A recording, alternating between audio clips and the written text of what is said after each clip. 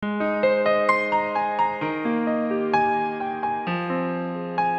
tuanya nanti nggak bisa cari rezeki. Saya nggak sama orang tua.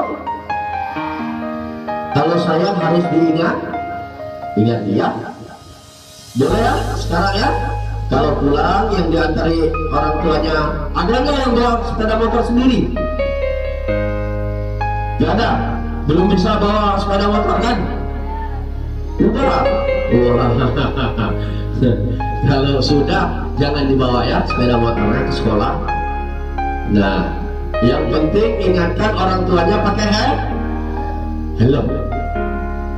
Ayah, kalau seandainya nggak pakai helm, diamankan kepalanya.